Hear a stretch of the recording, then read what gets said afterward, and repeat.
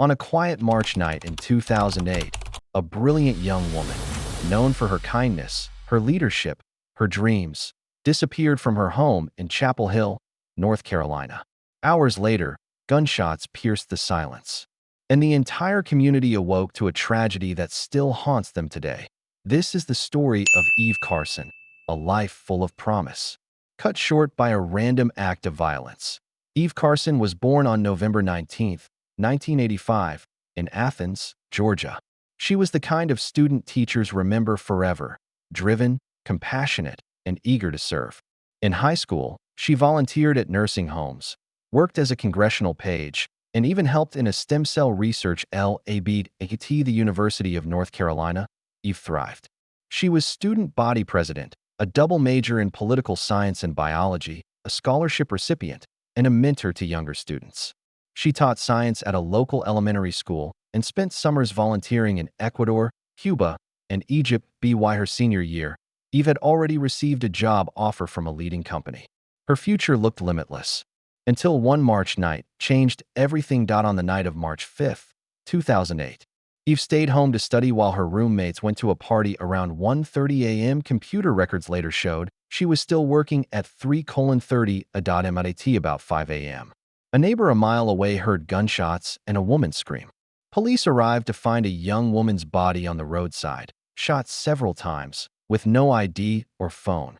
Back at Eve's house, her friends returned from the party to find the front door ajar, lights on, and Eve missing, along with her car and wallet. By morning, police confirmed the worst. The victim was 22-year-old Eve Carson. Detectives learned Eve's ATM card had been used just minutes after she was last seen. Security cameras captured a man withdrawing $700 from her account while sitting in her car. Another suspect appeared in later ATM footage. Tips poured in, but it wasn't until March 12 that an anonymous caller identified one of the men, 21-year-old Demario Atwater, a career criminal with a long record. Investigators linked Atwater to 17-year-old Laurence Lovette, the man seen at the first ATM. Both were arrested. Lovette, after a tense SWAT standoff. Cell tower data placed their phones near Eve's neighborhood that night. The motive became clear: a robbery that turned deadly to avoid the death penalty. Atwater confessed. He revealed that he and Lovette had set out to rob someone that night. They saw Eve through her window, broke in, forced her into her own car, and drove her to multiple ATMs. When the withdrawals hit the daily limit, they drove her to a quiet street. Eve, frightened but calm, asked them to pray with her. Moments later, they shot her multiple times. Atwater received life in prison plus 30 years.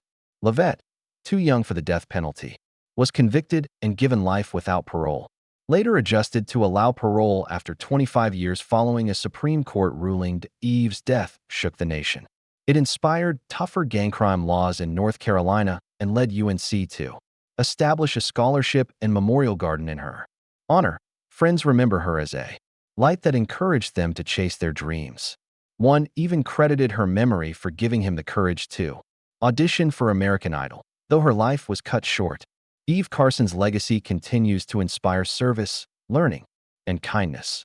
Cases like this remind us that even in the safest seeming communities, tragedy can strike without warning. Eve's story is a call to cherish those we love and to stand against violence in all its forms. If you found this story important, please like, share, and subscribe for more true crime documentaries that seek to honor the victims and learn from their stories.